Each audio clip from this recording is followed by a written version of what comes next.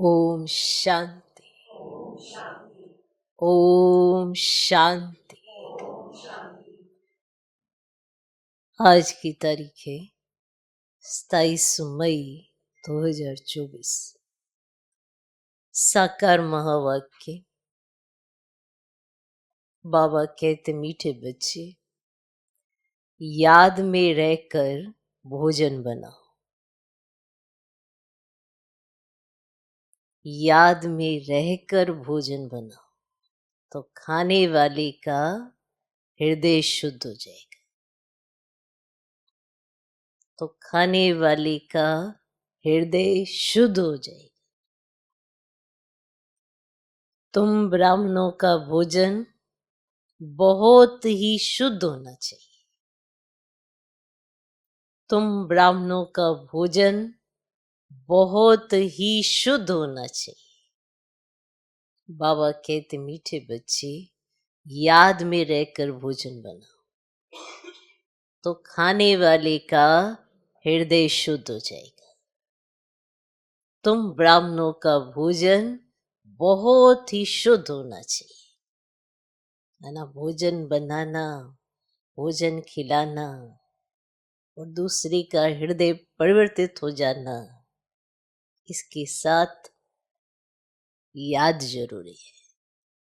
भोजन तो सभी बनाते हैं, खिलाते भी सभी हैं, पर हृदय परिवर्तन हो जाए, शुद्ध हो जाए, इसके लिए याद जरूरी है।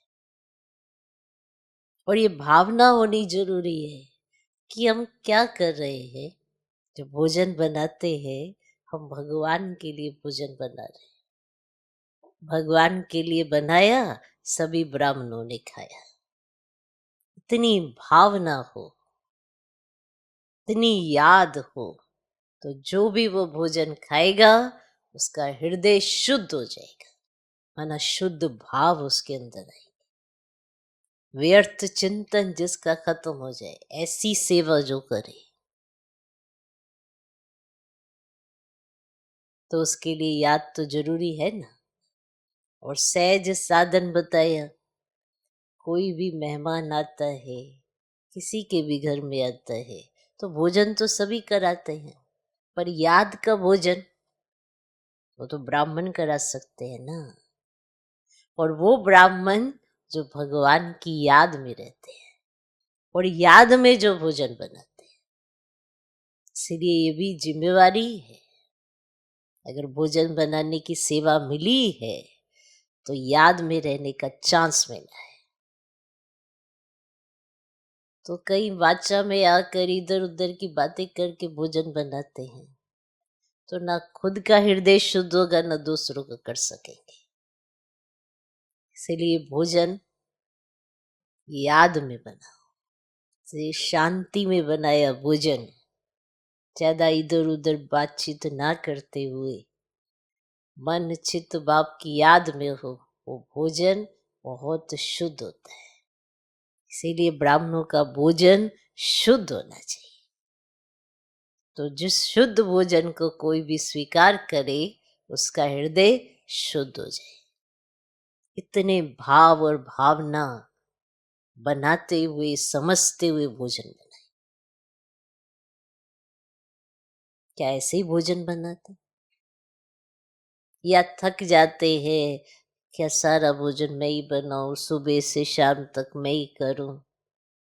कर्म तो करना है ना, चाहे सोने का, उठने का, बैठने का, बातचीत का, सारे कर्म करने। पर अगर भोजन बनाने का कार्य मिला है, उसमें तो याद सहज हो सकती है, बुद्धि की तार सहज जुड़ सकती है। तो कितना सहज साधन मिल गया याद में रहने का। तो जो ऐसा समझता है, वो उस कर्म की अहमियत को समझते हुए कर्म योगी बनकर कर्म करता है, तो प्रैक्टिस भी हो जाती है। कर्म तो करना ही है, पर उसमें योग शामिल होना जरूरी है ना। तो ऐसा अभ्यास हो जाने से हर कर्म में योग शामिल कर। तो बाबा हम बच्चों को इतनी पालना देते, खिलाते, पिलाते, बहलाते, ज्ञान योग से सजाते, बनाना चाहते शुद्ध पवित्र देवी देवता। तो कितना सहज आधार है कि भोजन याद में बना। और ये चांस मिलना अपने आप में भी बहुत बड़ी बात है। सबको चांस नहीं मिलता भोजन बनाने का। पहले ये देखा जाता था इसका योग है, ये याद में रहता है, तो उसको जिम्मेवारी दी जाती थी भोजन बनाना। आज भी भोजन वही बना सकता है ना जो ब्राह्मण है। और ब्राह्मणों के हाथों से भोजन स्वीकार करते क्योंकि वो याद में रहते हैं। तो अगर जो याद में रहकर नहीं बनाता तो अपने सिर पर बोझा चढ़ाता, दूसरे की बुद्धि को शुद्ध नहीं करता। तो अगर हृदय परिवर्तित करना है तो भोजन याद में बना। और ब्राह्मणों को शुद्ध रहना चाहिए, शुद्ध बनाना चाहिए, शुद्ध खाना चाहिए। वो सहज साधन है याद में रहने का, दूसरे को याद में टिकाने का। जो याद में बना भोजन आप देखना, कभी आप कुछ ज्यादा नहीं करते, बस याद में बने, सबको बहुत अच्छा लगता। साधारण ते साधारण भोजन बहुत अच्छा लगा, बहुत अच्छा बना है, अच्छा लगता क्योंकि याद में है। तो कितना सहज साधन है याद में रहने का। कईयों को बहुत डिफिकल्टी आती, भोजन बनाओ, ये करो, वो करो। पर अगर उसको मनोरंजन समझ के कि अरे मेरे को तो याद में रहने का चांस मिला है, इसीलिए यज्ञ में कहो या लौकिकता में कहो या अलौकिकता में कहो, कोई भी कर्म में याद जब उसमें शामिल हो गई ना तो वो वंडरफुल कर्म हो जाता है, जिसके ही यादगार बनते हैं। यादगार क्यों बने हैं? क्योंकि याद में है। पर यादगार बनते तो कर्मों के ही है ना। तो बनना कर्म योगी ही है। तो कोई भी कर्म करते जरूर चेक करे याद में है। तो याद में रहकर भोजन बनाओ तो खाने वाले का हृदय शुद्ध हो जाएगा। तो ब्राह्मणों का भोजन बहुत ही शुद्ध होना चाहिए, शुद्धता पर भी ध्यान देना है। कई बार हड़बड़ाहट में क्या होता है, शुद्धता खो देते हैं। खुद को भी पता है हम ऐसे साफ एकदम शुद्ध तरीके से नहीं बनाते हैं। उनको मालूम होता है हमारी बुद्धि कहीं बार भटकती रहती है। तो हाथों से तो काम करेंगे पर दिल बाप के साथ होगा ही नहीं। तो ना तो कर्म योगी बने, ना भोजन शुद्ध हुआ, कुछ ना कुछ ऊपर नीचे होता रहेगा। कहेंगे पहले जब बनाया था तो अच्छा बना था, अब जब दोबारा बना रहे तो अच्छा ही नहीं बना है, क्योंकि अब बुद्धि भटक रही है। तो जितना बुद्धि बाबा के साथ होगी उतना ही तो भोजन शुद्ध बनेगा। तो याद में रहकर भोजन बनाओ तो खाने वाले का हृदय शुद्ध हो जाएगा। सोचो आप किसी का हृदय शुद्ध कर पा रहे हो, कितनी ऊंची सेवा है। इसीलिए तुम ब्राह्मणों का भोजन बहुत ही शुद्ध होना चाहिए। आज का प्रश्न, सत्युग में तुम्हारे दर पर कभी भी काल नहीं आता है, क्यों? सत्युग में तुम्हारे दर पर, माना तुम्हारे जीवन में कभी काल नहीं आता है, क्यों? उत्तर, क्योंकि संगम पर तुम बच्चों ने बाप द्वारा जीते जी मरना सीखा है। क्योंकि संगम पर तुम बच्चों ने बाप द्वारा जीते जी मरना सीखा है। जो अभी जीते जी मरते हैं उनके दर पर कभी काल नहीं आ सकता। तुम यहां आए हो मरना सीखने। सतयुग है अमरलोक, वहां काल किसी को खाता नहीं। सतयुग है अमरलोक, वहां काल किसी को खाता नहीं। रावण राज्य है मृत्यु लोक, इसीलिए यहां सभी की अकाले मृत्यु होती रहती है। रावण राज्य है मृत्यु लोक, इसीलिए यहां सभी की अकाले मृत्यु होती रहती है। क्योंकि संगम पर तुम बच्चों ने बाप द्वारा जीते जी मरना सीखा है। तो जो अभी जीते जी मरते हैं उनके दर पर कभी काल नहीं आ सकता है। तुम यहाँ आए हो मरना सीखने। सतयुग है अमर लोक, वहां काल किसी को खाता नहीं। रावण राज्य है मृत्यु लोक, इसीलिए यहाँ सभी की अकाले मृत्यु होती रहती है। ओम शांति। ओम शांति। मीठे मीठे बच्चे प्रदर्शनी देखकर आते हैं तो बुद्धि में वही याद रहनी चाहिए। हम कैसे शूद्र थे, अब ब्राह्मण बने हैं, फिर देवता सूर्यवंशी चंद्रवंशी बनेंगे। ये संगम योगी मॉडल प्रदर्शनी में रखना है। कलयुग और सतयुग के बीच में अब यह है संगम युग, तो संगम योगी मॉडल बीच में, उसमें 15-20 सफेद पोष वाले बिठाना चाहिए तपस्या में। जैसे सूर्यवंशी दिखाते ना, तो चंद्रवंशी में दिखाना पड़े। ऐसा बनाना है जो मनुष्य समझ जाए कि यही तपस्या कर ऐसा बनते हैं। जैसे तुम्हारे शुरू के चित्र भी हैं, साधारण तपस्या के और भविष्य राजाई पद के, वैसे ये भी बनाना पड़े तो तुम समझा सके वह ये बनते हैं। और दिखलाना भी एक्यूरेट है। हम ब्रह्मा कुमार कुमारियां राजयोग सीख कर ये बनते हैं, तो संगम युग भी जरूर दिखाना पड़े। तुम बच्चे देख कर आते हो तो सारा दिन वे नॉलेज बुद्धि में रहनी चाहिए, तभी ज्ञान सागर के बच्चे तुम मास्टर ज्ञान सागर कहला सकते हो। अगर ज्ञानी बुद्धि में ना रहे तो ज्ञान सागर थोड़े ही कहेंगे। सारा दिन बुद्धि इसी में ही लगी रहे तो फिर बंधन भी टूटते जाए।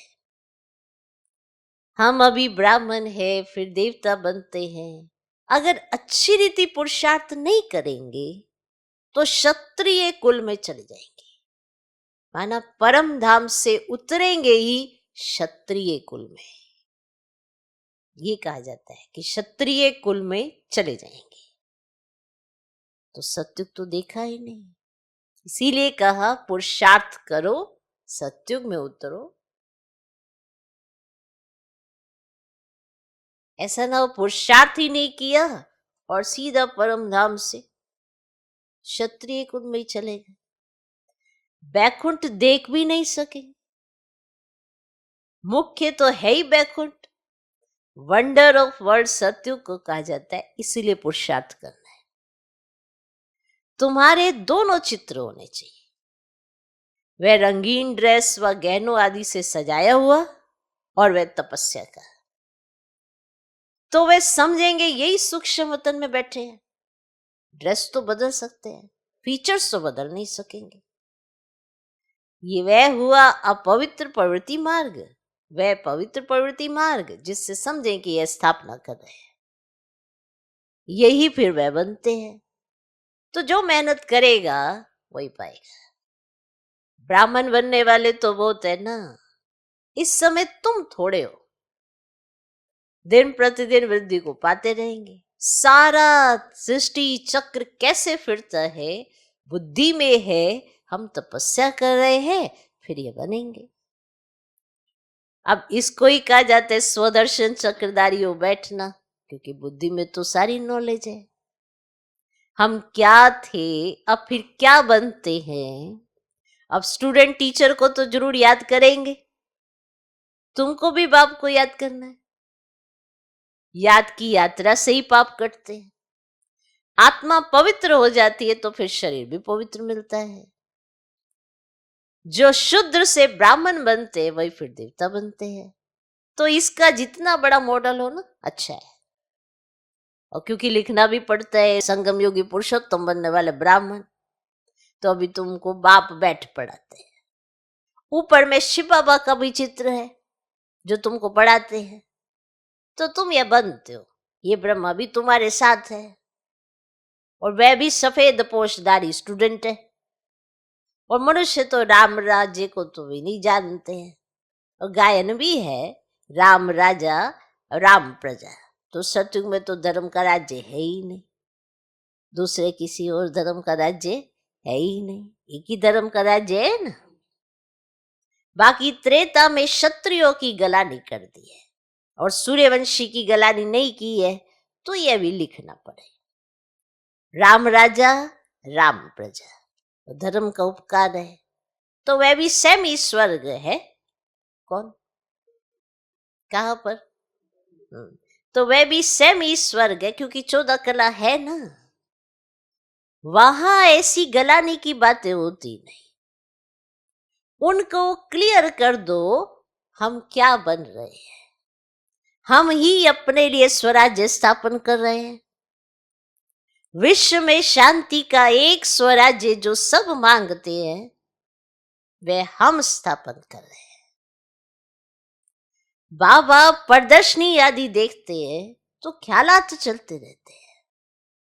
तुम बच्चे घर जाएंगे तो फिर ये सब बातें भूल जाएंगे, परंतु ये सब बुद्धि में याद रहना चाहिए। ऐसे नहीं प्रदर्शनी से बाहर निकले और खेल खल्लास। अच्छे अच्छे बच्चे जो पुरुषार्थी हैं, उनकी बुद्धि में टपकना चाहिए। बाबा को टपकता रहता है ना, बुद्धि में सारा ज्ञान रहेगा तो बाबा की याद भी रहेगी, उन्नति को पाते रहेंगे। अगर सत्व प्रधान नहीं बनेंगे तो फिर सत्युग में नहीं जाएंगे। इसलिए अपने को याद की यात्रा में पक्का करना है, पक्का रखना है ना। तुम राजयोगी हो, तुमको बड़ी जटाएं हैं और महिमा सारी तुम माताओं की है, जटाएं भी नेचुरल है। राजयोगी और योगी ने यह सच्चा सच्चा तपस्या का रूप दिखाते हैं। तो ये सब समझने की बातें हैं। और बाप कहते दे के सब धर्म छोड़ अपने को आत्मा निश्चय करो, बाकी सब दे के संबंध आदि भूल जाओ। एक बाप को याद करो, वह तुमको बहुत मालदार बनाते हैं, बहुत माल देते हैं ना। जीते जी मर जाओ, बाप आकर जीते जी मरना सिखलाते हैं। बाप कहते मैं कालों का काल हूं, तुमको ऐसा मरना सिखलाता हूं जो कभी तुम्हारे दर पर काल आ ही ना सके। और बात तो रावण राज्य है ही नहीं, और सत्युग में कभी काल खाता नहीं, उनको अमरपुरी कहा जाता है। बाबा तुमको अमरपुरी का मालिक बनाते हैं, और यह है मृत्यु लोक, और वह है अमरपुरी, ये है राजयोग। तुम लिख दो, प्राचीन भारत का राजयोग फिर से सिखाया जाता है। जो प्रदर्शनी आदि देखते हैं उन्हों को ख्याल करना चाहिए इसमें और क्या करें जिससे मनुष्य एक्यूरेट समझे। अब इनमें प्रैक्टिकल बहुत अच्छी समझानी है। यथा राजा रानी तथा प्रजा तो सब इसमें आ ही जाते हैं। बाप कितना क्लियर कर समझाते हैं। अपने को आत्मा समझ, बाप को याद करो। मूल जो रखना चाहिए इस पर, विश्व में पवित्रता सुख शांति कैसे स्थापन हो रही है आकर समझो। तुम अपने लिए ही करते हो, जितनी मेहनत करते हो उतना पद मिलता है। तो किसके लिए किया? अपने लिए करते हो ना। जितनी मेहनत करते उतना पद मिलता, वह भी नंबरवार। ये भी दिखाओ नंबरवार कैसे कैसे बनते हैं। है ना, बाबा कह रहे एक मॉडल रूप जो तुमने बनाना है ना, प्रदर्शनी में ऐसा बनाओ। समझा? ये भी दिखाओ नंबरवार कैसे कैसे बनते, प्रजा भी दिखाओ। तो साहूकार प्रजा, सेकंड ग्रेड, थर्ड ग्रेड प्रजा भी दिखाओ। ठीक है, ऐसा मॉडल बनाओ, उसमें ये सब दिखाओ। ऐसा एक्यूरेट बनाओ जो अच्छी रीति समझा सको। मेहनत तो करनी ही है, समय बाकी थोड़ा है, ज्ञान है ही तुम्हारे लिए। तुम प्रदर्शनी में ऐसा समझाओ जो मनुष्य समझे, हमको एक बाप को ही याद करना है, तभी हम ये बन सके। नहीं तो फिर भक्ति मार्ग में आ जाएंगे। ऐसा समझाओ, ऐसा बनाओ, फिर उस पे ऐसा समझाओ जो समझ उनको एक्यूरेट आ जाए। तुम महारथी बच्चे हो तो तुम्हारी बुद्धि चलती है। मेल्स भी अच्छे अच्छे हैं। नंबर 1 तो है जगदीश, जो मैगजीन बनाते हैं। ब्रिजमोहन को भी लिखने का अच्छा शौक है, शायद तीसरा भी कोई निकल आए। हर एक बात तुम क्लियर करते जाएंगे दिन प्रतिदिन। बाप ज्ञान का सागर है, उस परमात्मा में ज्ञान तो भरा हुआ है ना। जैसे गीत सुनते हो, सारा रिकॉर्ड भरा हुआ है, ये भी ऐसे है। जैसे रिकॉर्ड भरा हुआ होता है ना, तो ऑटोमेटिक चलता है ना वो। तो ये ज्ञान का सागर में जो ज्ञान है, ऐसे भरा हुआ है रिकॉर्ड। बाप के पास जो माल है वह मिलता रहेगा ड्रामानुसार। ये बच्चों की बुद्धि में चलना चाहिए।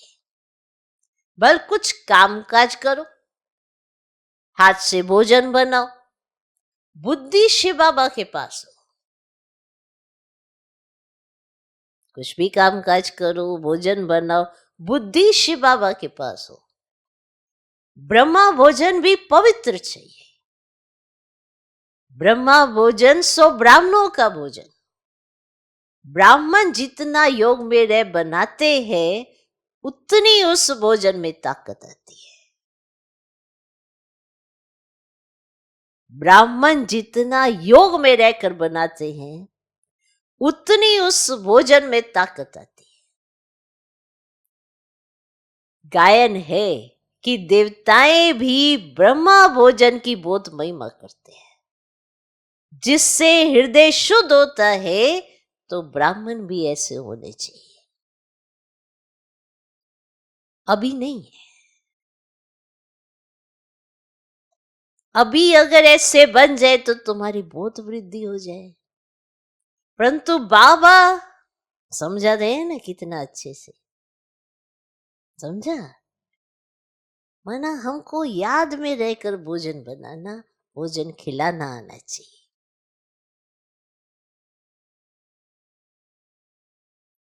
तो अगर अभी बन जाए तो कितनी तुम्हारी वृद्धि हो जाए। परंतु ड्रामा अनुसार धीरे धीरे वृद्धि को पाना है। ऐसा भी ब्राह्मण निकलेगा जो कहेगा हम बाबा की याद में रह भोजन बनाते हैं। खुद भी तो समझेगा ना मैंने याद में बनाया। बाबा चैलेंज देते हैं ना, ऐसा ब्राह्मण हो जो याद में रह भोजन बनाए।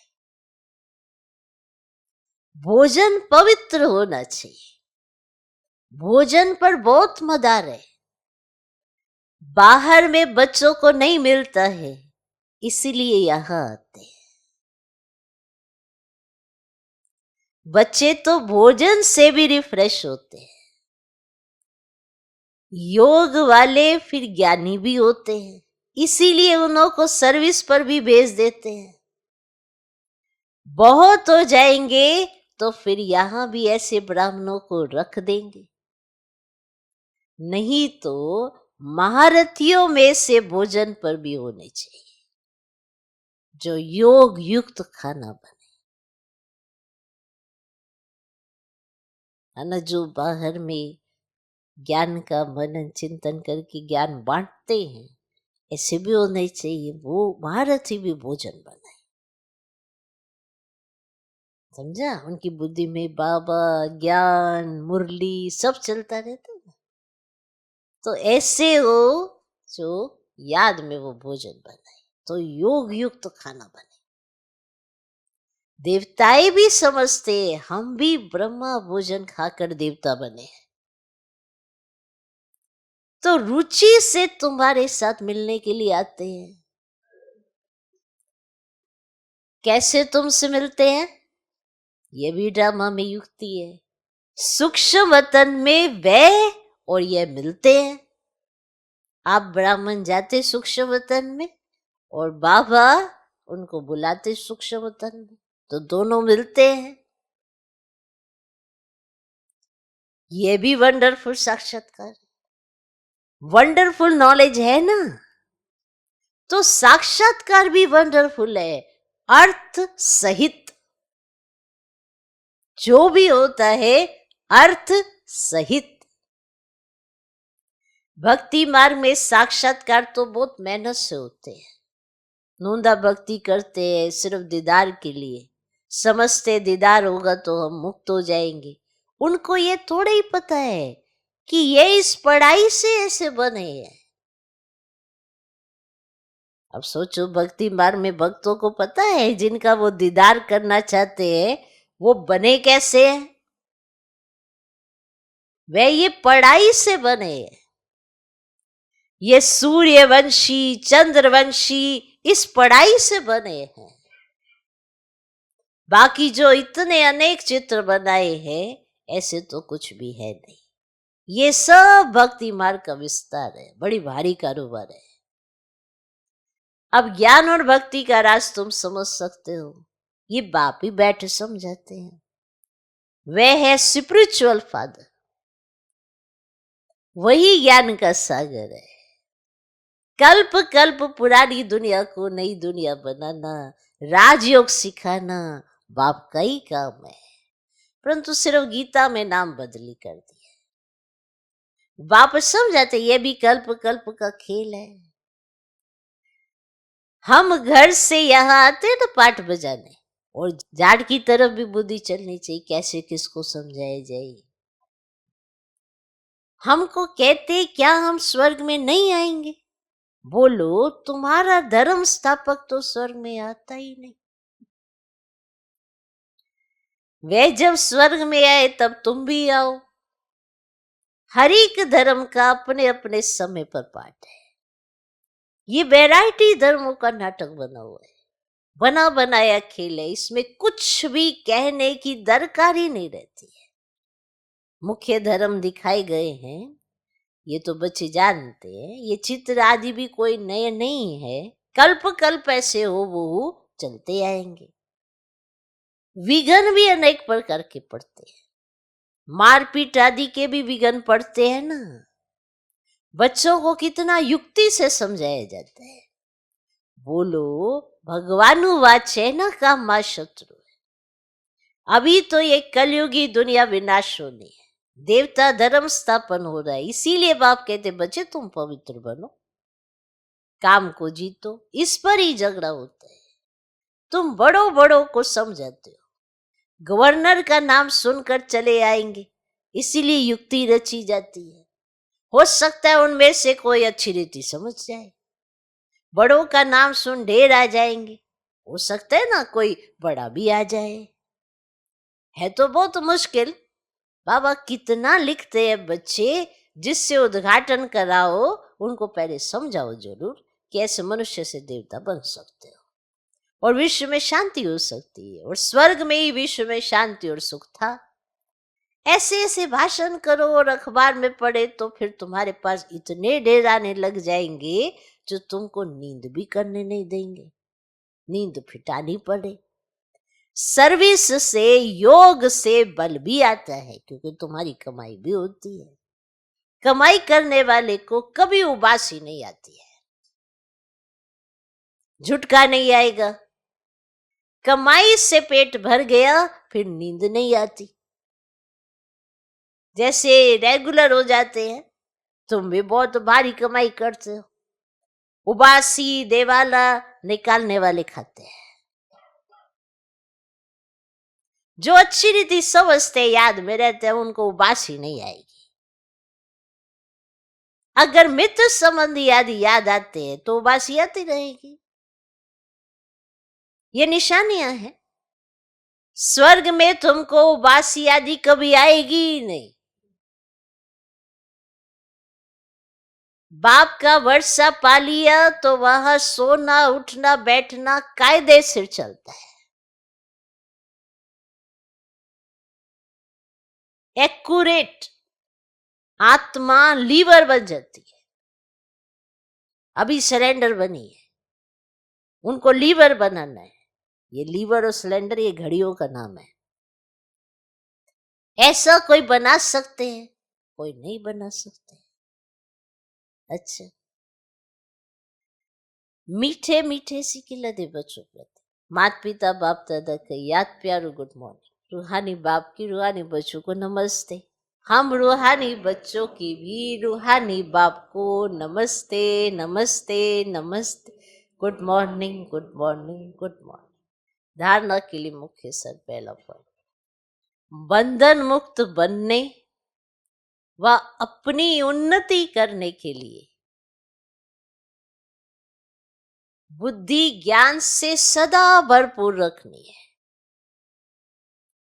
बंधन मुक्त बनने व अपनी उन्नति करने के लिए बुद्धि ज्ञान से सदा भरपूर रखनी है।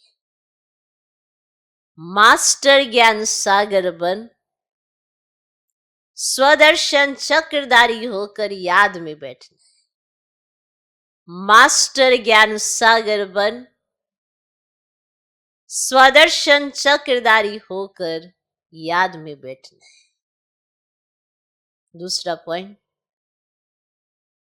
नींद को जीतने वाला बन याद और सेवा का बल जमा करना है। नींद को जीतने वाला बन याद और सेवा का बल जमा करना है।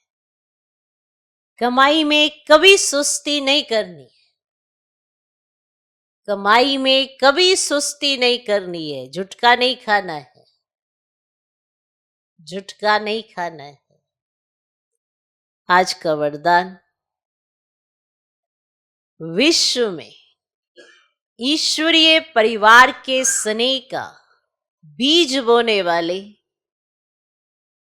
विश्व सेवाधारी भव। विश्व में ईश्वरीय परिवार के स्नेह का बीज बोने वाले विश्व सेवाधारी भव। आप विश्व सेवाधारी बच्चे विश्व में ईश्वरीय परिवार के स्नेह का बीज बो रहे हो। चाहे कोई नास्तिक हो या आस्तिक, सबको अलौकिक व ईश्वरीय स्नेह की, निस्वार्थ स्नेह की अनुभूति कराना ही बीज बोना है। चाहे कोई नास्तिक हो या आस्तिक, सबको अलौकिक व ईश्वरीय स्नेह की, निस्वार्थ स्नेह की अनुभूति कराना ही बीज बोना है। यह बीज सहयोगी बनने का वृक्ष स्वतः ही पैदा करता है और समय पर सहयोगी बनने का फल दिखाई देता है। सिर्फ कोई फल जल्दी निकलता है और कोई फल समय पर निकलता है। आज का स्लोगन, भाग्य विधाता बाप को जानना, पहचानना और उनके डायरेक्ट बच्चे बन जाना, ये सबसे बड़ा भाग्य है। भाग्य विधाता बाप को जानना, पहचानना और उनके डायरेक्ट बच्चे बन जाना, ये सबसे बड़ा भाग्य है। और अपने आप में ही ये बहुत ऊंचा भाग्य है कि आपने भाग्य विधाता बाप को जान लिया, पहचान लिया। जानकर पहचान कर उनका कहना मान लिया, माना उसके बच्चे बन गए। तो कितना ऊंचा भाग्य है।